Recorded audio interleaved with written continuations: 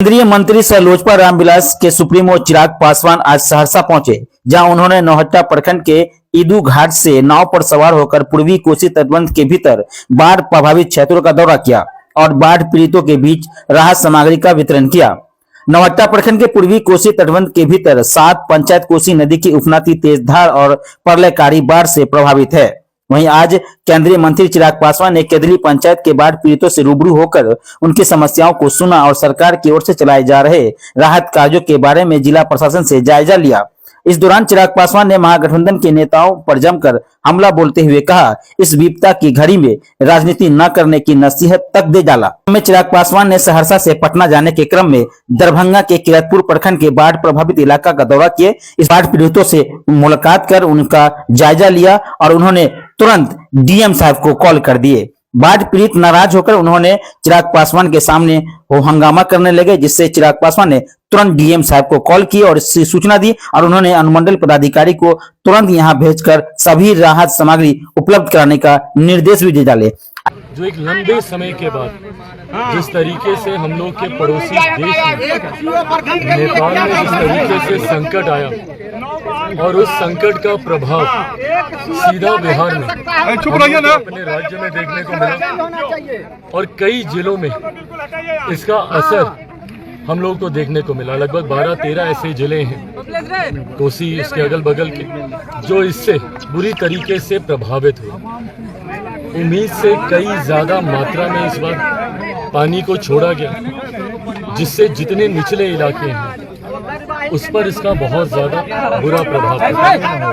केंद्र सरकार, राज्य सरकार से एनडीआरएफ की टीमें हो, एसडीआरएफ की टीमें हो, इस बात को सुनिश्चित कर रही है कि सबसे पहले रेस्क्यू इवैक्यूएशन हो ताकि उसमें किसी तरीके की कोई दुखद घटना हम लोगों को सुनने को ना मिले। पिछले 2 दिन में केंद्रीय गृह राज्य मंत्री आदरणीय नित्यानंद राय जी ने भी एनडीआरएफ के साथ बैठक कर इस बात को सुनिश्चित किया कि रेस्क्यू इवैक्यूएशन में हम लोग किसी तरीके की कोई लापरवाही ना बरतें।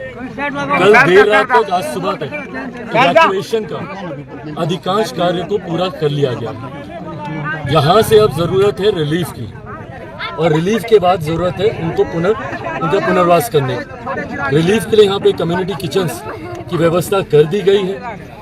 उसको लगभग दुगना जरूरत पड़ने पे उससे ज्यादा संख्या में आज के ही तत्काल प्रभाव से उसको बढ़ाया भी जा रहा है। ऐसे इलाकों में जहां से ग्रामीण बाहर नहीं आए हैं और वो क्षेत्र एक आइलैंड में तब्दील हो गया है, वहां पे सूखा राशन की व्यवस्था भी पहुंचाई जा रही है। धीरे धीरे संतोष की बात यह है कि पानी का स्तर अब घटने लगा है, धीरे धीरे पानी का स्तर नीचे जाने लगा। पर जहाँ एक तरफ ये संतोष की बात है, वहीं यहाँ से कार्य और ज़्यादा बढ़ता है। जब पानी नीचे जाता है, जो मलबा, जो कीचड़, अभी हम लोग भी कीचड़ था उसमें हम लोग भी फंसे काफ़ी देर तक। अब धीरे धीरे अब ये समस्याएं आएंगी, जो जानवर हैं जो इसमें जो मर गए हैं उनको लेकर किसी तरीके की कोई बीमारी महामारी ना फैले, उसको लेकर भी अब और ज़्यादा सजगता से स्थानीय प्रशासन इसके ऊपर कार्य करेगी।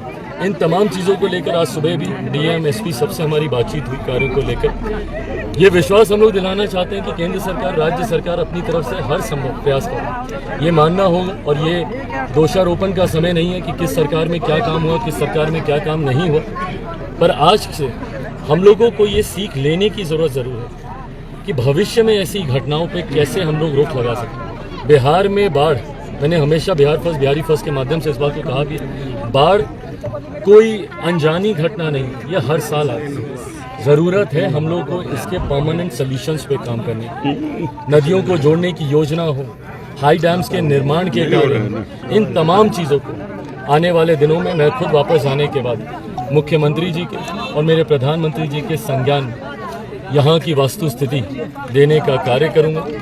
फिलहाल जैसा मैंने कहा, हम लोग की प्राथमिकता है कि रिलीफ में किसी तरीके की कोई कमी नहीं हो और कि चुनाव के वक्त जब हर कोई दिखता है तो त्रासदी में क्यों नहीं दिखता।